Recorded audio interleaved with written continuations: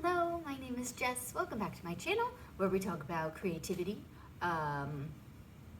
writing, reading. Good night. Okay, it is not quite 8 a.m., so I'm filming this very early, so I apologize in advance. If any of this is just kind of weird, it's gonna be great. It's gonna be fine. Also, if you hear a lot of tapping, that is Hubble walking around because he is wide awake and needing a whole lot of stuff, which I've already given him, and he doesn't believe me. So that's where we're at. You might have just seen a little bit of his swooshy tail behind me. He's walking around trying to get my attention. But I'm going to film this quickly, and then Hubble will have all my attention, and I want you all to know that he is fine. You're fine.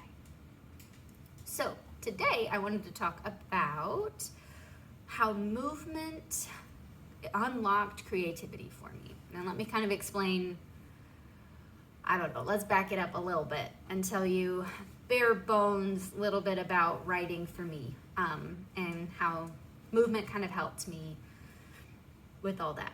I am not intros, oh boy.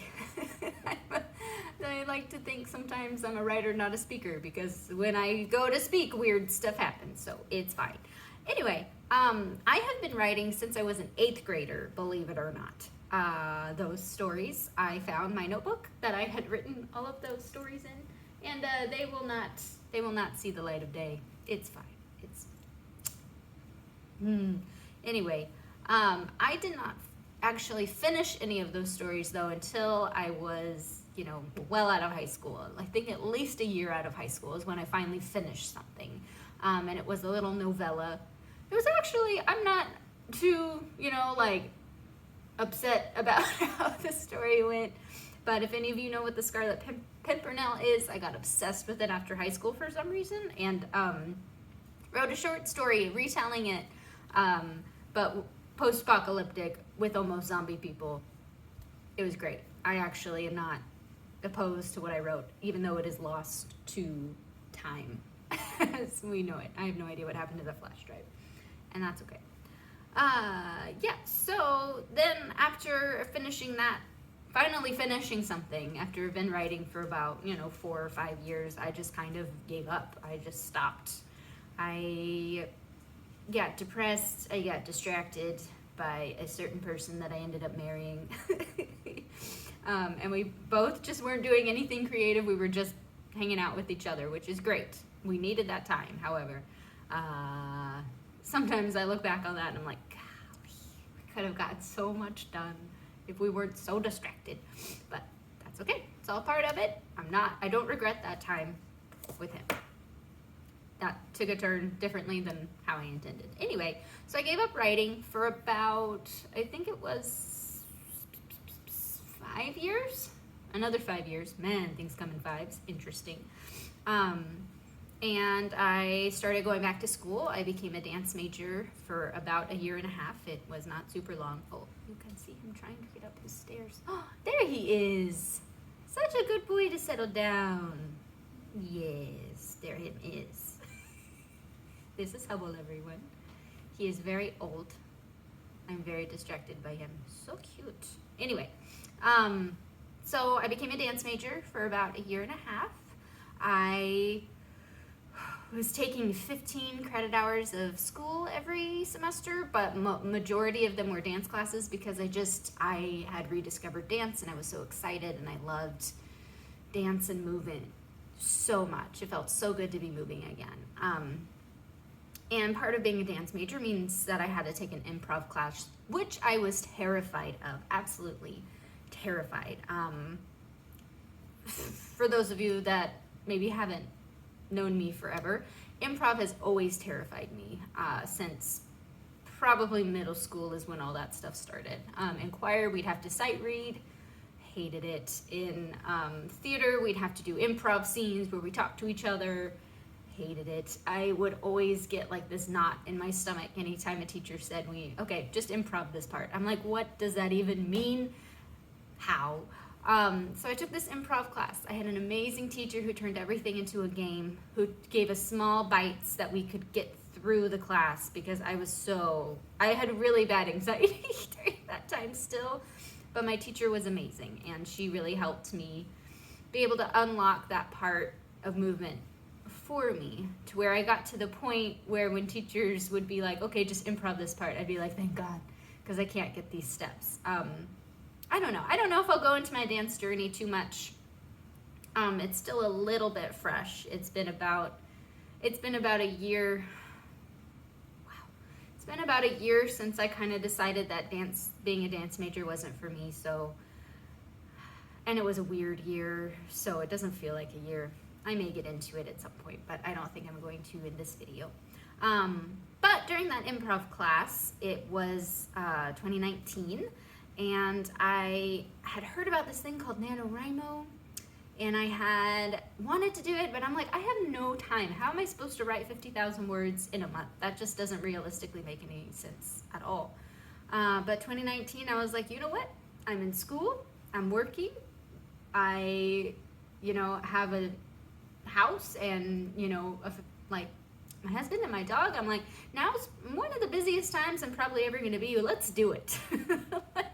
Let's try this NaNoWriMo thing. I've heard about it. It's time to just give it a shot. So in 2019, I did NaNoWriMo. I won, which was crazy, and finally finished a story that I had started back in 2012, which is actually the first book that will be coming out hopefully sometime this year. Been getting it edited, and good stuff has been happening there. So I think the only reason why I was able to get those many words down and why the story kind of flew out of me, well, it was a couple of reasons. One, I'd been sitting on that story for 5 years, which is a long time. It's a good thing the story didn't leave me, because sometimes stories do that. So I had all these built up words from those 5 years that I hadn't been writing. I had done some like blogging and stuff, but writing creatively is very different than, blog writing. Not super different, but pretty different. And a long form novel like that is different to write as well than like a, 1-page blog or whatever. So during that point, I found myself thinking about my story while I was, moving, while I was doing the improv class. And I think improv not only unlocked my ability to be able to be comfortable in whatever art form I'm doing, it also helped me to be able to write, because in a way, writing is a form of improv. You're just feeling it out. You're seeing where the story wants to go. You're kind of letting the muse or whatever flow through you and letting yourself just not think too hard about it, I guess. And that's how improv was. And another thing too about dance is that I found like writing became so much easier for me because I did not have to come to terms with physically seeing myself in a leotard every day. I don't think people, unless you've done it, you won't really understand the mental toll that it takes. No matter how skinny you are, no matter how like good of a dancer you are, you're still going to have that thing where you look at yourself and think not enough. So now writing, I'm like, somebody doesn't like the ideas that came out of my head that I made up. That's fine. I don't care. I don't have to physically come to terms with my inability as a dancer / I don't know, in my own physical body, which may sound weird, but I'm still kind of working through some of that stuff a little bit. Another reason why I don't want to really get into the whole dance thing right now. I say way too much. Anyway, improv really helped my writing, and now I feel like I've got a much thicker skin. Hello. I've got a much thicker skin than I would have had I not done dance. And I think that's really important as a writer. I think often we can kind of get caught up in the critique, and we're like, oh, nobody liked my writing, I'm worthless, blah, blah, blah. It doesn't matter. It doesn't matter. I think it's important just to get the story out there. And also, so much of my creativity is done sitting down. I paint a little. I do a little bit of clay work. I really want to get into making pottery. I think that'd be so cool. And with writing too, it's all on a computer screen. It's not like you can physically see the progress that you're making. So because of that, movement really helps break up some of that, I hate to say monotony. might be the right word, I don't know. But it helps your brain kind of reconnect with your body and helps, I don't know if I'm even explaining this well. I don't know if this will help you at all because I'm not explaining. It just kind of, it helps unlock things, it seems like for me. So instead of doing dance now, I do a whole lot of yoga. I try to do yoga every day. There are some days that I take a break. I do anywhere from 10 minutes to an hour, try to. And yoga is a much less destructive, I think, way of movement than dance is. Dance is very much right or wrong, unless it's improv or something like that. Modern dance is a little bit more of a, modern is a little bit more up to interpretation of what your body can do, which is great. But when it comes to yoga, yoga is really for everybody. I don't feel like there is a person that won't benefit from doing yoga. Even just sitting and breathing for a few minutes really can help clear your mind. And it doesn't matter what physical shape you're in. It doesn't matter how flexible you are. Yoga's not about becoming more flexible. It's not about reaching a goal. You don't do yoga and then you're done. It's like yoga is it sounds so cheesy. I don't want to say a way of life exactly, but can't think of how else to say it. How else can I say this? Yoga can be a way of life. I think some people take it a little bit too far. And I always think about yoga as like, you know, the moms that wear like the yoga pants and they're all like going to yoga class, but then they're all mean and stuff. And you're like, are you really? I don't know. Yoga, anybody can take whatever they need to out of yoga. It can just be a physical exercise. It could be just a mental thing. It can be whatever you need it to be. Even just sitting in your chair and taking a few deep breaths is considered yoga, which is weird and crazy. So because of that, it really helps to unlock all that creativity, all that stuff that gets built up and that we kind of think too hard about, or that, you know, we get blocked. I really think that movement can kind of help unlock that. And it doesn't have to be yoga, even though I will stand by, I think everybody can benefit from it. It could be anything. It could be going for a walk. It could be a bike ride. It could be going swimming. I don't know. But just getting your body moving in some way, not for any other goal other than for your mental health, really does help. Because movement, when you move your body a certain way, scientifically, because I'm a little nerdy that way, it releases chemicals in your brain that actually, you know, endorphins and all that stuff that help you be able to get through your day better, that make you feel really good. So it has nothing to do with losing weight. I don't want anybody to feel any body shame or anything in this, because everything with yoga is all about modification. It's all about what makes you feel good personally, not about, again, not about getting to a certain goal, not about losing weight or getting more flexible or, you know, being more mentally stable or things like that. I don't know if that makes any sense, but just want to be perfectly clear here that that's not my goal in saying any of this. But if you are feeling blocked, or if you're feeling like your creativity is there but it's not coming out and you can't figure out how to get the ball rolling, I think that movement could really help you. I think another thing that helps too is just sitting down and spending time with it, which, I don't know, I don't mean to, and it's something I'm working through, but sometimes, I mean, writers really like to complain about how hard writing is, instead of just doing it, you know?